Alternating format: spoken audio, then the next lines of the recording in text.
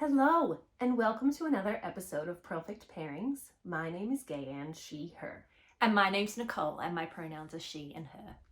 Before we get started, I'd like to acknowledge the traditional owners of the land on which we're recording today, the Wurundjeri people of the Kulin Nation, and pay our respects to their elders past, present, and emerging.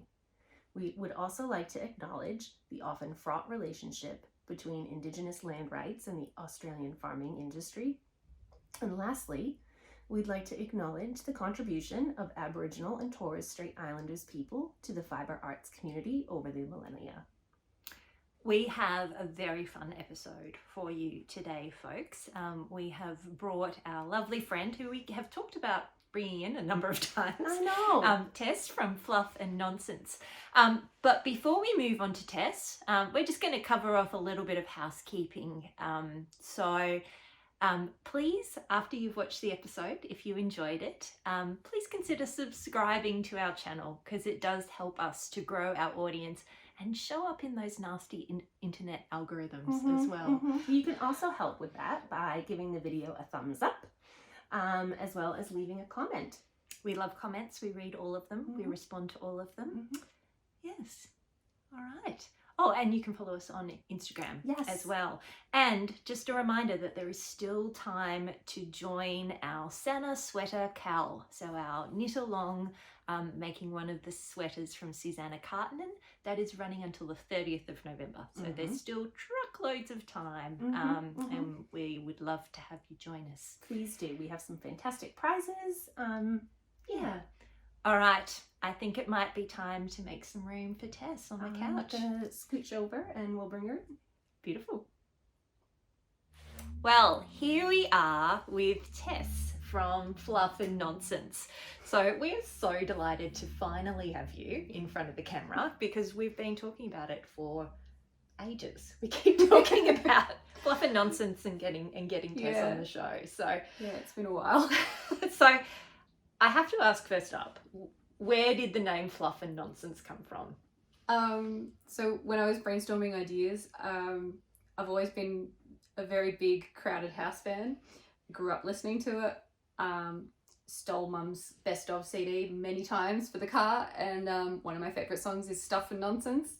And I was kind of playing around with puns, and Fluff and Nonsense came out, and I was just like, oh, that's it, that's the one. That is definitely a fabulous name. Yeah. So I first came across your stall, I think at Muralbark. Yeah, I think so back too. in March. That was the first time Yeah. we saw your stuff, and certainly the name was a big inspiration to have a bit of a look and get to know it. Yeah, a little you bit were more. wearing matching jumpers. We were. It was really cute, actually. I spotted you in the crowd. I was like, oh, they've got matching jumpers. Yes, that's definitely us.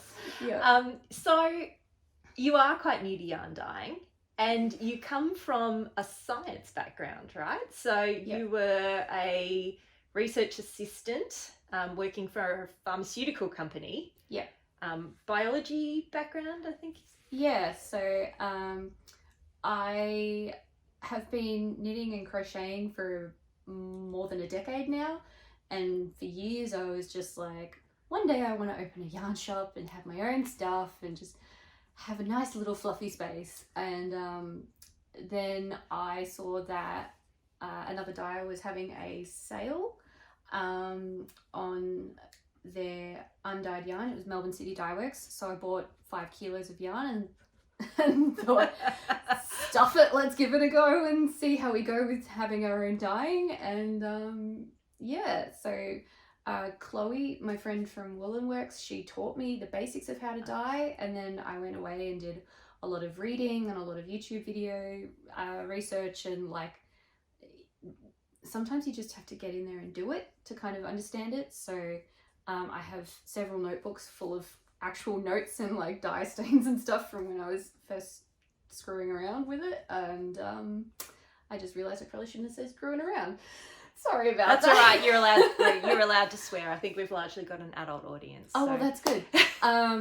But yeah, so basically it was kind of a little bit of happenstance and luck and the right people having things available at the right time. And just having a go at it, really, because I really wanted to try and get a little bit of a fluffier space going. So that's awesome. And I'm assuming that your science background and the methods I think that helped. approaching I think that helped a lot, because it meant that I think something that people think researchers do is that you spend all the time in the lab, and you do spend a lot of time in the lab, but you also spend a lot of time learning how to find information and how to find the right kind of information. So one of the things I did was start to look for like papers and books on yarn dyeing and the wool industry, and mostly because I get a little bit obsessive about following things down a rabbit hole sometimes, and like it's really interesting to me. So that was something that I did, was I spent a lot of time reading about it and buying books about it and reading those and then having a go. So I think maybe part of that research, it's led you to having quite a lot of different bases that you play with. So I have quite a few bases. I may end up with some more, so I've actually brought a new base with me today for you guys to have a feel of. One of the things that I've heard, not people in Australia, but people overseas have an issue with some Australian yarns, because Australia, in a lot of cases, will have mulesing, and mulesing as an issue is a very complex and nuanced circumstance issue. I don't really know quite how to describe it. There's a lot of factors at play, and one of which is that Australia has one of the largest sheep industries in the world. So managing flocks of that size can be very complicated and very difficult if mulesing isn't performed on some sheep.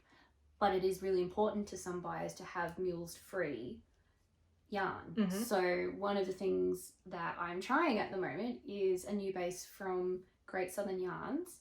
So this is their SRS Merino. So SRS Merino is soft rolling skin. And what that means is that the sheep have been bred selectively to have an increase in how smooth their skin is, which means that it's harder for fly strike to happen, so they don't need to be mules. So the sheep are treated in a more ethically rounded way. And some people would argue that, oh, you're deliberately breeding sheep to have particular traits. Well, in this case, these traits mean that they don't need to be mulesed, and the clip can be closer to the skin without nicks, and then also you can have a longer time between clips as well, which means that it's better for the sheep's health overall. So okay, so I mean, selective breeding though, like that is the entire sheep industry is selective breeding. It is absolutely. So everything, you know, all of the sheep that we have are selectively bred because there are desirable traits. So these are sheep that have been genetically screened.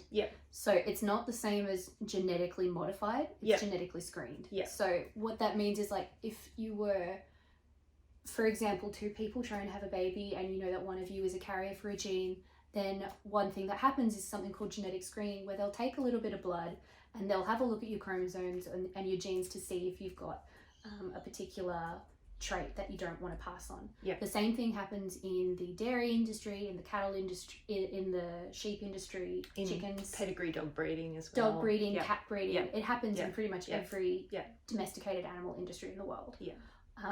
So these are really, really exciting new sheep, because their fleeces are starting to come onto the market and they feel really lovely. They do feel really beautiful. And it's a non-superwash yarn as well. And so you can still smell the sheep on it a little bit, and it's just... Oh, yes, you can. It's actually really nice. That's lovely. And let's just take one quick step back for our viewers. Sorry. Very briefly, what's mulesing? Mulesing is, it's sometimes also known as dagging. So at the rear end of the sheep, they've got the tail that covers their sanitary area, is what I'm going to call it. Very discreet. And mulesing is the act of cutting into the skin and around that sanitary area, because what happens is when the sheep passes stool, it can get very matted into the fleece, and that provides the perfect breeding ground for flies to lay their eggs. and then those eggs burrow into the skin of the sheep and cause something called fly strike. And fly strike can and absolutely is fatal to sheep if it's left too long and untreated.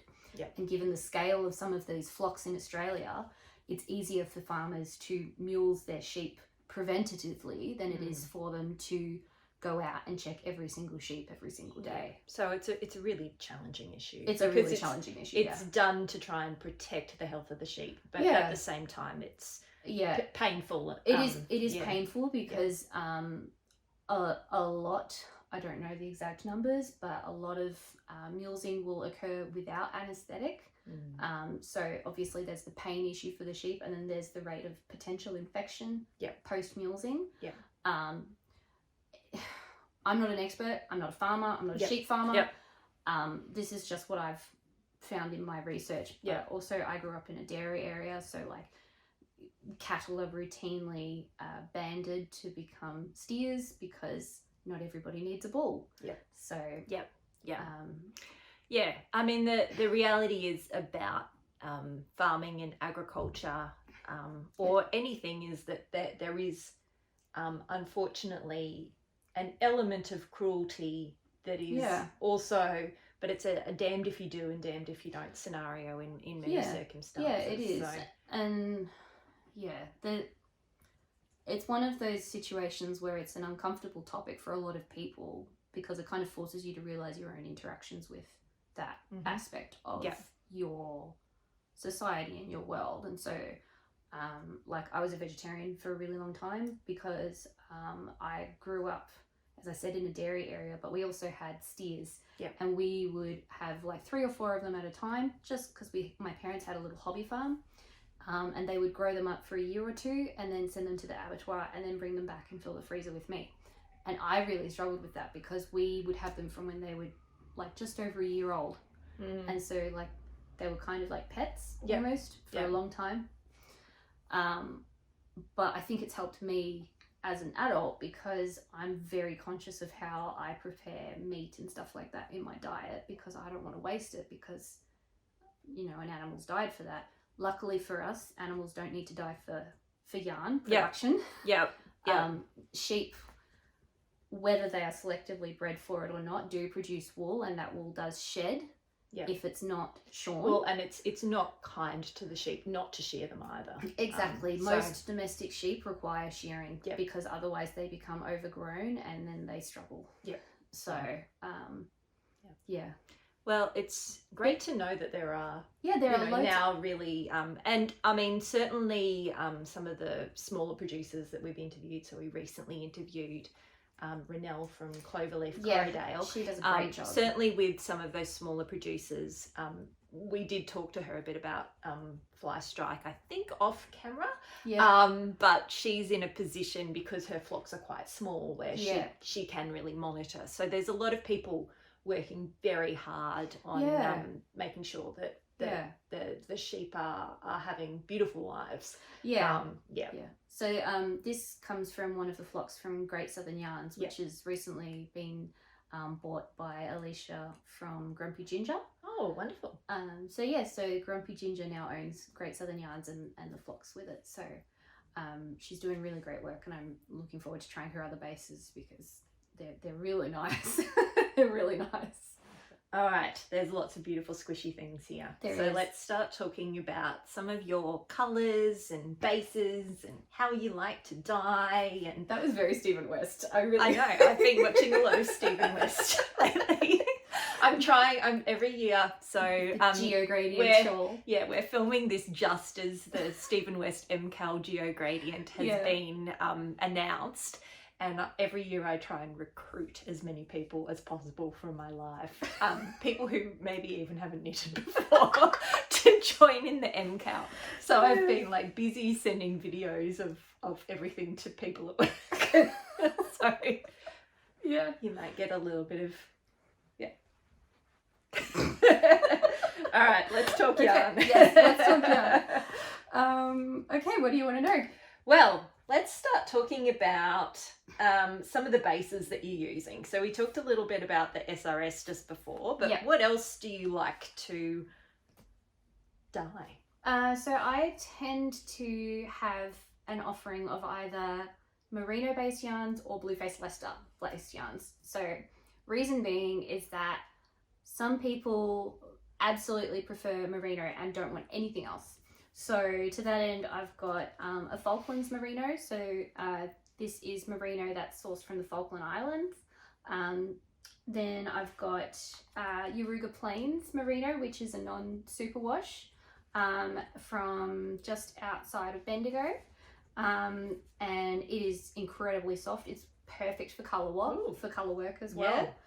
Yeah. And then I've got Australian merino as well, which is superwash, which is from Nundle as well. Mm-hmm. So I like to offer a couple of different weights and a couple of different options in terms of whether it's superwash or not, because different projects require different personalities, for want of a better word, from the yarn. Yeah. So like superwash yarn is great if you're doing like something that's going to be open and like nice and drapey. But if you want it to do color work, then superwash is not always the best option, because one of the things that makes superwash what it is the process of smoothing out the fibers. And if you want color work to work beautifully, then having a non-superwash yarn with those fibers that are still a little bit rough under the microscope level, not at a feel and texture-wise level, it means that the fibers can actually lock together and you get a really beautiful, solid color work background. So so I like to offer that. And what's the difference between Blueface Leicester and merino in terms of? That's an excellent question. I love when people ask that. So merino fibers, if you look at them under a microscope, they're crimped. So they've got little zigzags all the way along, and you can have longer fibers or shorter fibers in terms of staple length. But actually, Blueface Leicester staple length and fiber length is longer, and the fiber is coiled. So it's actually like coiled in a little spiral. If you look at it under the microscope, it forms a coil. So they have, as a result, different properties that make them good for different things. So like I prefer Blueface Leicester for socks because it's way better wearing for me personally. Other people are going to disagree with me and say, no, merino's better, or no, I like my Cormo better, or whatever it is. Everyone's got their own preferences. I just like to offer a couple of options, because that's just me, because I worry that I haven't covered all my bases. So I like to have every base covered. And so with the coiling of the Blueface Leicester, does it give a more like a woolen spun kind of, I mean, I know you could still have it worsted or woolen spun, but does it give you a little bit more texture in the? I think so. So this is a merino jumper that I've done, and I can't really see it very clearly in the pattern in the camera here, but there is a cable on the front, and the cable's actually softened off a little bit the more I've worn it. But I have a jumper here that's made in Blueface Leicester, and the cabling we'll take some close-up pictures. We can take some close-up pictures, but the cabling is very distinct. And I've worn this a lot, and I've brought it to lots of shows since I've made it, and the cables just sit beautifully on the yarn. It's a little bit more textured as well. It is a little bit more textured. So Blueface Leicester, because it's a coiled yarn rather than a crimped yarn, it does have a slightly rougher feel to it in your hand. But I actually like it, and if it's the 4-ply stuff, I can wear that against my skin. I struggle a little bit with the 8-ply, but that's just, I think, because the yarn itself is thicker, and I have really sensitive skin, and so everything makes me itch. Even merino makes me itch. I just usually wear like a polo or something that comes up onto my neck to keep everything smooth. I've recently started playing with a lot more textured fibers, and I'm just training myself to get better at wearing them. Because I actually love knitting with a textured fiber. I enjoy knitting more with a textured fiber, and so I'm just like, well, I can get my neck used to that. It'll be fine.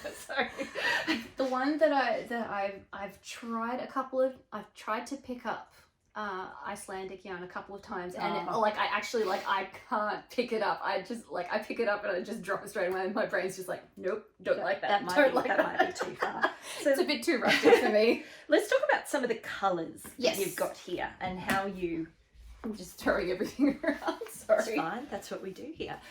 So beautiful colours. I'm going to hold these up, and This How is do you... dyed as well, by the way. right. That's a really soft, Yeah. silvery... It's very unusual for me. I usually go like oversaturated, but that Yeah. one's a nice contrast. How do you develop colours and... I play. Yep.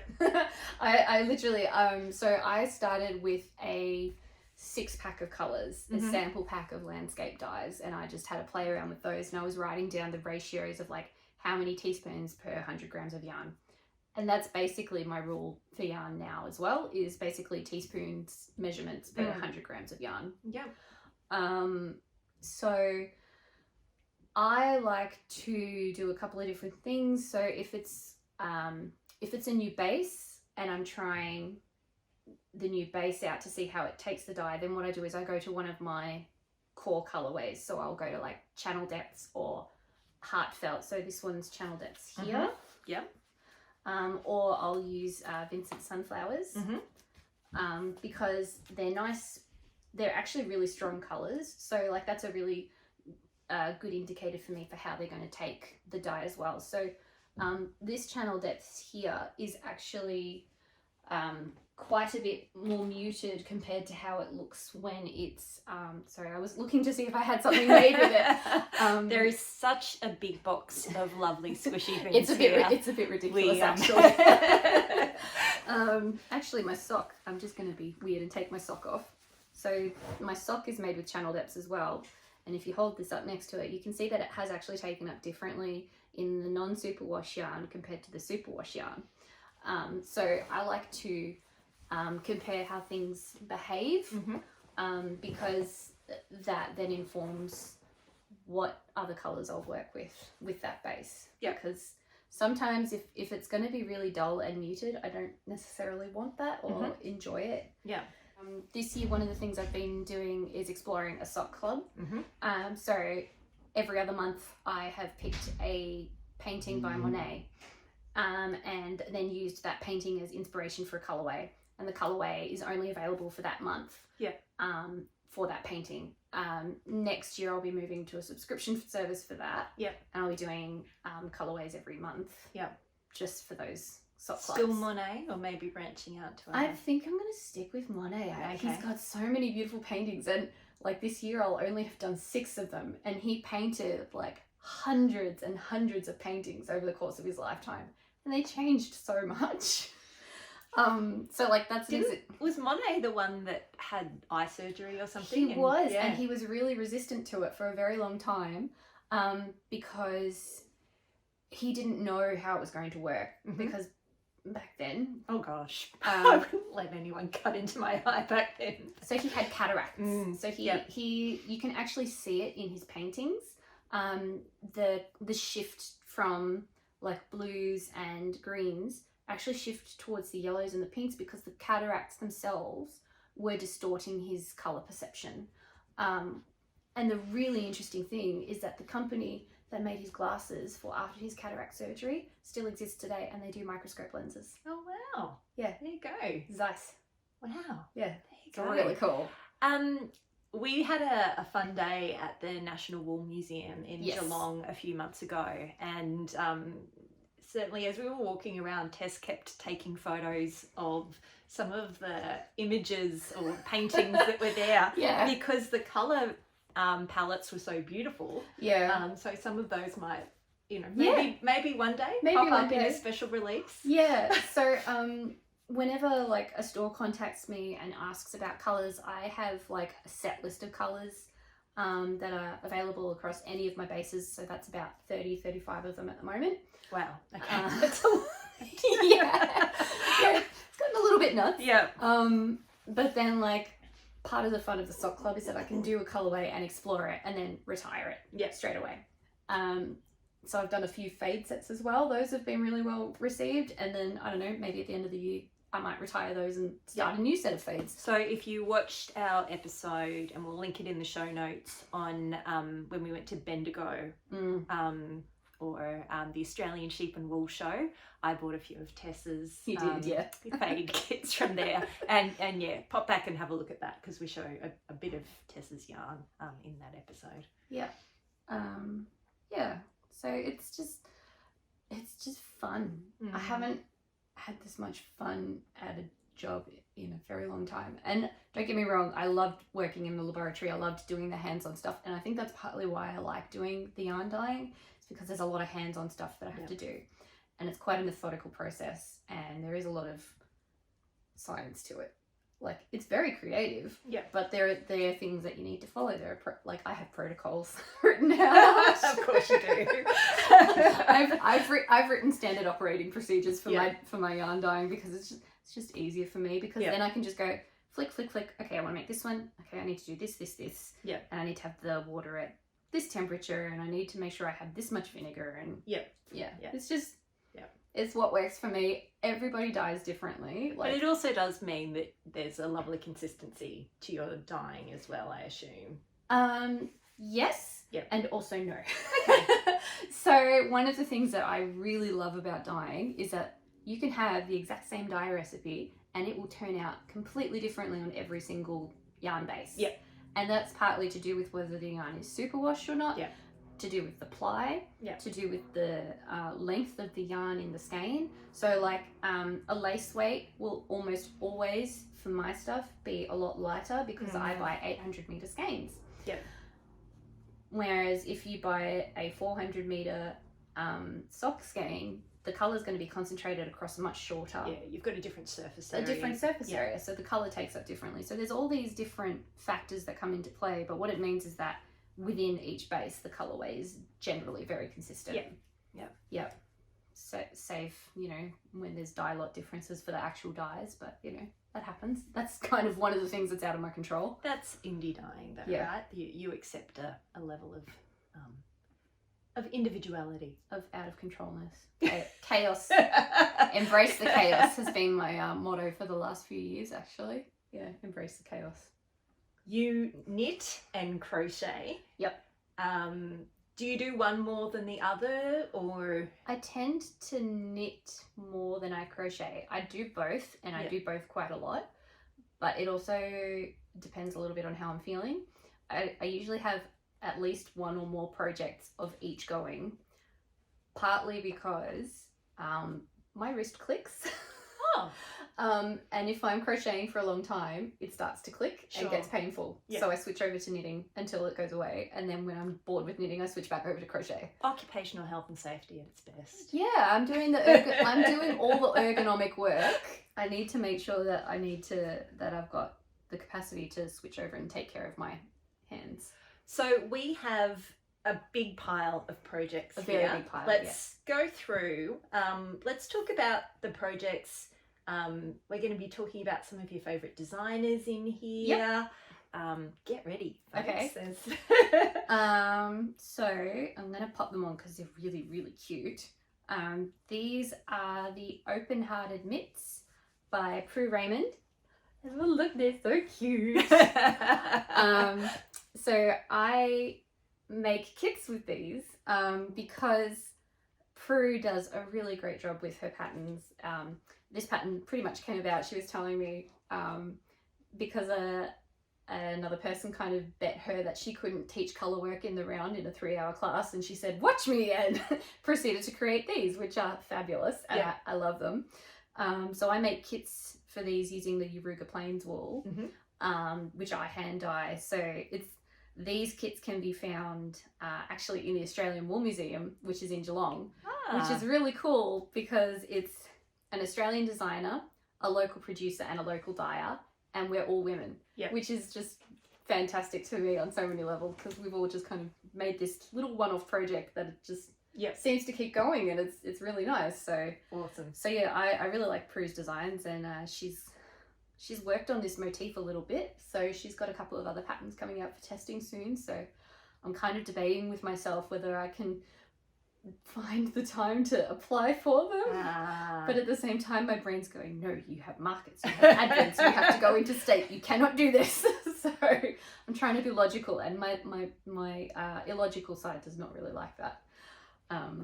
So yeah, Prue Raymond, if you're looking for beginner colour work, beautiful. That's a really, really nice one. Oh, they're so squishy. Oh, they're so squishy. The texture, like it's soft, but it's just, it's squishy. It's really squishy. It's happy. All right, what's our next one to show? So this is kind of like this was kind of like the first thing that I made with my yarn for me.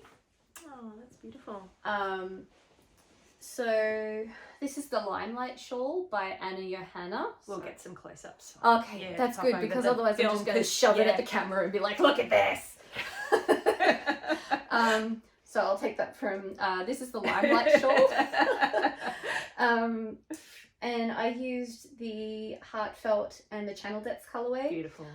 Just because they're just really nice colors that work together, and it just drapes really nice. So this is the Merino Silk Yak singles that I have, and it's so soft, and you can wear it next to your skin. And I have, like I mentioned before, I have really sensitive skin. I can wear this next to my skin. It really is very and soft. it doesn't irritate me at all, and it's a nice yarn if you want like a luxury piece for yourself. So I made this with just under 2 skeins. Oh, okay. So it's 1 We skein of each love colour. a little 2 skein project. Yeah, it's good. And it's good because it's got like some interesting techniques in it, because it's got like these nice little strips of colour are actually German short rows, which I'd never done before this project. And then we've got like the lace sections. And they're not too big, so you don't get exhausted with the lace. Which is something that I struggle with. I love the look of lace and I love how it turns out, but the work for it for me is something like I need to have stitch markers every repeat. Otherwise I will stuff it up. And then you've got a nice relaxing garter stitch which section is really before easy you go back into the lace. before you go back into the last lace section. So really nice knit. So that's by Anna Johanna. I have quite a few of her patterns as well. I really like just the way that she designs stuff. It's simple, but it's nice and pretty. So this, I'm going to put it on because I have no shame. I don't mind looking silly in a video. So this is the Spectacular I don't think hat. you look silly. Well, that's good, because I have another one with a pom-pom, if you would like to wear that one. So this is the Spectacular beanie. See, that's a little bit sillier, but I love think it. Also spectacular. So it's called Spectacular because it uses mosaic slip stitches to create like a speckled effect. So you use one solid skein and a variegated skein to get the effect. I need more pom-poms in my life. Look at this. It's so fun. It's so fun. It's really hard to not just play with the pom-pom. pom-pom. I didn't attach it very strongly, that's why it's a bit dangly. So this is by Susan Distel. She's a Victorian designer. And it was fun to work with her, and she created this really cool little pattern, and it's got like the decreases at the top line up really nicely, and you end up with like a little star, and it's like a little that. We'll show some close-ups of that as well. I can't really go on to this podcast without talking about A Claire in Paris by Susanna Kartinen. So she's a friend of mine and a friend of the podcast here, and this is my Claire in Paris shawl. So we did the test knit together. Yes, we did. I also made a couple of modifications to mine with Susanna's blessing. So I wanted to explore how different textures worked on this shawl, because it's a beautiful shawl, but I wasn't really interested in doing 3 different colours. I wanted to do 3 of the same colours on different bases. So I have used my Merino Silk Yak, my Blue Face Leicester Sock, and my Blue Face Leicester Silk Lace Weight Blend. And I've knit them all at the same gauge, so just the same needles all the way through. And it's a really beautifully happy shawl, and it makes me think of bumblebees. It kind of. And so, hang on, is this the same? It's the same colorway. Same colorway. What's the colorway? Bumble. Right. So, in the yak, so the yak goes really quite browny. Is that a natural sort of grey undertone to start? So, the Blue Face Leicester and Silk and the Blue Face Leicester Sock are both a white base, but the Merino Silk Yak has a grey base because of the presence of the yak fibres. And so when you're dyeing on the yak, everything that you dye essentially is shifted over tonally by that grey. So it was a nice little experiment to see how they look together, but also to see the differences. And you can actually see there's also a pretty big difference in the colour for the silk versus the Blueface Leicester on its own. Yep. And then I did the bobble bind off, but I wasn't going to do a bobble bind off in silk because that would have made it really difficult and it wouldn't have held its shape well. So I used the sock weight Blueface Leicester instead. And then you did the tassels, I didn't do. And I did tassels, but that's because I'm they're now fun. regretting not doing the tassel. They're Although really my fun. my shawl is a monster. You've seen it. I have So seen your shawl I and think it is a that monster. plus tassels might be. Who knows? I'd say yours It's is never too late for tassels. Yeah, I'd say yours is definitely a winter weight one. Yep. I would say that this is probably a summer to spring. Oh, it's in Melbourne. Yeah, totally summer. Yeah, because Yeah. Melbourne, being Melbourne. Yeah. The other day I had my laundry drying outside and it was sunny and then 10 minutes later chucking it down. Yeah. Yeah, So- this is our lives. This is Melbourne.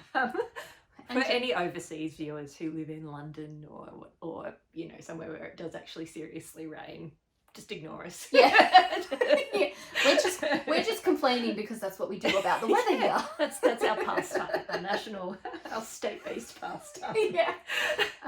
So this is Susanna's design. I've also got the Kana socks as well. So, And these are the special colour kits that you developed with Susanna.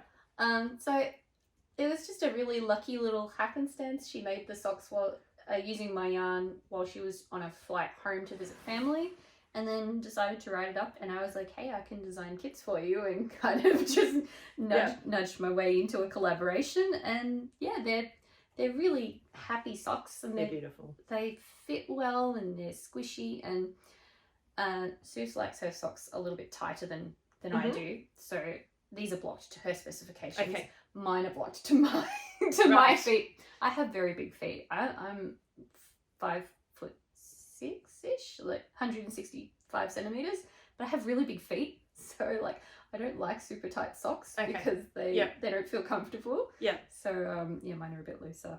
Okay, so this jumper that I'm wearing is also Fluff and Nonsense, but it is a design called the Savasana, like you know when you do yoga and you're doing the thing at the beginning and the end, by Winter's Weather Knits. So she is from the US.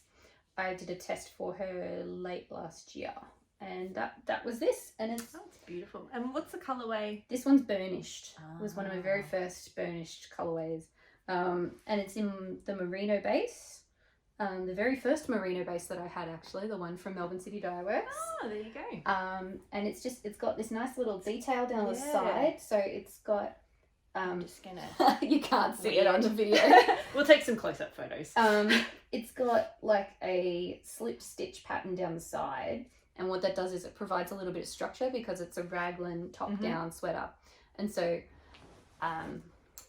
one of the things that a lot of designers will do is they will put artificial structure into the sides of the sweater if it's a top-down one, because a raglan top often actually doesn't have very much shaping or structure to it. Like if you have a jumper from Kmart, for example, it will have seams at the top and around the arms and down the sides. If you're knitting a top-down in the round, you don't have any of those seams, so there's none of that artificial structure there to kind of support the weight of the garment.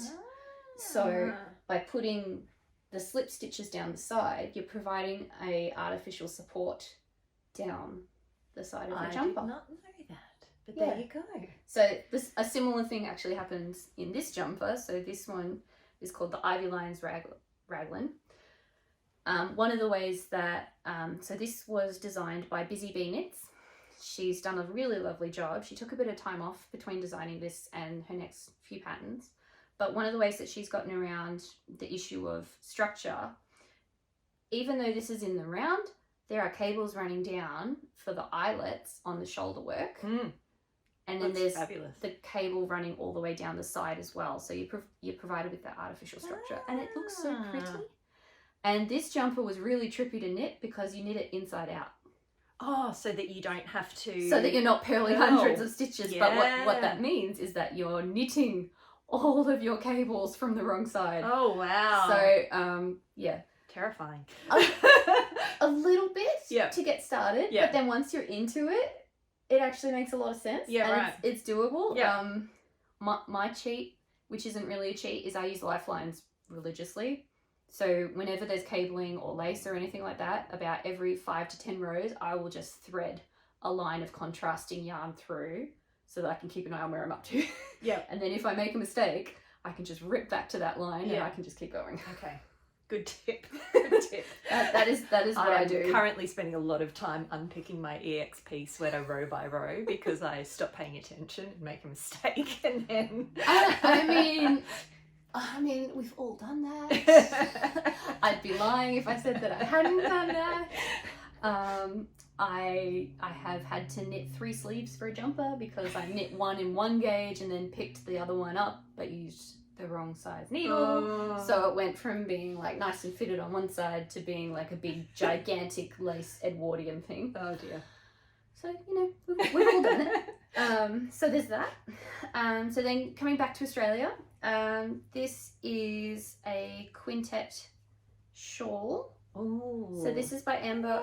This is an Amber O'Brien pattern, and I really like it because it's essentially a one skein wonder / a mini skein fade set. So what I did was I used one of my mini fades, and you can just see it's got like a little bit of slip stitching, mosaic stitching in between the colours, and it's just a nice, easy garter stitch. And the only time you have to think is when you're doing those slip stitches, and they're easy enough that you just don't even need to worry about it. And it looks fabulous. I love the mini skein. Well, we love single skein projects here, but also to be able to use up a pack of like beautiful minis. Or And I did. So like to fully use it up, I used the last little bits to make little tassels. There you go. The other thing that I was going to do, which I didn't because I ran out of yarn, because it's got a little tiny point at the bottom. I was going to put like a little string of pom-poms along the bottom, but that's all right. That's a next time project thing for me. And then finally, this is my anthology throw. Oh, so good. So this is made by, this is designed by Helen Stewart, also known as Curious Handmade. The reason I really like it is it's based on pi, the mathematical theorem. It's a pi increase shawl. There you go. So it goes like 9. You start with your cast on, and then it goes like 9, then to 27, then to 56. It just goes up exponentially. One for the maths nerds. Oh my god, the last dozen rows are over 1,100 stitches each. So it's like takes over an hour to do a round. And then when you do the cast off, you're doing like the lace cast off as well. So it's just it's a commitment, but a beautiful outcome at the end. It is a commitment, but it's also really easy to memorize. Yeah. So like, because essentially you do a stockinette in the round, and then you do a row of yarn overs and then knit 2 togethers. Yeah. And then you do another bunch of stockinette, and then you do a row of double yarn overs. So instead of having just the one loop, you have 2, and that gives you an extra big hole. And it's a nice solid pattern, and you can just sit there and memorize it. It's fantastic TV viewing. So I did this with my advent from last year. Yep. So this is specifically designed for using an advent calendar, isn't it? Yeah. So Helen Stewart does this thing every year called Knit Vent, where she starts in November and she releases patterns in a similar way to an advent calendar. So she like releases a new one each week. So this was basically the big pattern, like the big mother pattern, but you get like 4 or 5 other little patterns as part of the parcel. And they're all designed for like use with scraps and advent calendars, or you know, if you want to make something little and gifty, then you can use those patterns there. Yeah. But it's just... And so you did was it a 12 day advent last year. 1, 2, 3, 4, 5, 6, 7, 8, 9, 10, 11, 12. Right. Yeah. So this was the colour scheme last year. This year's colour scheme is a little bit different. Right. I'm very excited about it. I just announced it literally yesterday when we are filming on the 2nd of September. Yeah. There might be a little delay before this gets... Oh, that's totally fine. Yeah. That does not worry me at all. But so this year's theme is a day at the beach. So we're thinking blues and pinks and yellows and how they all kind of interlace together. And yeah, I think a couple of other people are also doing beachy themed ones. I think that's just been on all of our collective minds this year is just want to go have a nice day at the beach. Yep. So yeah, no, I'm really excited about it. It's gonna be good. That's fabulous. Yeah. All right. Just taking really weird selfies. I never go on camera, and I'm never in front of a camera, so this is really weird. You have been in front of the camera for a while now, and I think it might be time for something to drink. Yeah. Cool. So, this is my drink of choice. A lot of people prefer to have caffeine in their tea, or they want something purely herbal. And sometimes how do I put this delicately? I don't always like all of the herbal teas. Sometimes they're a little bit grassy. Everyone was so serious. They were all like, No, I totally agree. Yeah, and like I don't necessarily want like a lot of like licorice root in my tea, which is the other direction that they sometimes tend to go. So I go for rooibos instead. So it is essentially, it's actually not even a tea. It's technically a tisane because it's not a tea and it's not a herbal thing. But it comes from the rooibos bush, which is very easy to say. And rooibos bush. it has almost a slight natural berry tone, doesn't it? Yeah, and it's a little bit earthy, and it's quite a rich Yeah. taste. So it's kind of, if you are like a diehard like actual tea drinker, like you need caffeine in your tea, but you're trying to stop the caffeine, then it's a good substitute, I think. Yeah. But also I just really like the taste. I think it's intensely high in antioxidants from what I've read as well. Yeah. So it's a high quality health food. A super tea. Auntie what? Another piece of Australian trivia. We were talking earlier about Australian ads and how they've shaped us some cookies and Oreos, and we've just referenced another one. So the story behind that is that Tess and I were quoting an Oreos cookie commercial that was played here in Australia to each other, and Gayanne and her husband, who are from the land of the Oreo, we're just looking at us like, what are you talking commercial. about? We knew it so well. And then you were just talking about antioxidants, and all I could think was, Auntie what? Antioxidants. I don't even know what ad that was from. No, I can't remember the ad either, but I do remember the Australian TV, it gets stuck in your brain. Sorry. No. I was just going to bring it back to tea. Yeah, no, bring it back to tea, because this is all extraneous crap that nobody cares about. So fun. I love a little bit of honey in my rooibos. Yes, honey is nice in it, especially like a good. I tend to add honey or not, depending on what I've got with my tea, because I rarely just have tea. I usually have tea and chocolate, or tea and a cookie, or tea and an apple. But if I have something that's not sweet with it, you're laughing at. No, I'm enjoying the pum pum. If I'm having rooibos and I want it to be a little bit sweeter, the other thing that I like is brown sugar.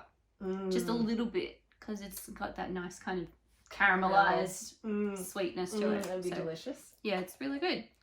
So this is mine. Thank you for sharing. Well, I think that might be the end of our chat today. Yep. Thank you so much for joining us. Thank you on for having Purfect me. Pairings. It has been an absolute joy. Thank you. And you don't know how hard I am trying not to apologize right now. Oh my God. Tess loves to say sorry. Right? There's nothing to say sorry for. Nothing. I literally, my brain is going, don't say sorry, don't say sorry, don't say sorry. Because The only person that should probably say sorry is me for when I leave in all of the delightful unedited bits in this one. Oh yeah, there's a few bits. I worked hard to not swear and not apologise this time, so we're doing well. All right, well, thank you so much for joining us. Thank you very much for having me. It's been a pleasure. And thank you everyone for watching, and we'll see you again soon. Until next time, happy knitting. Happy knitting. Bye.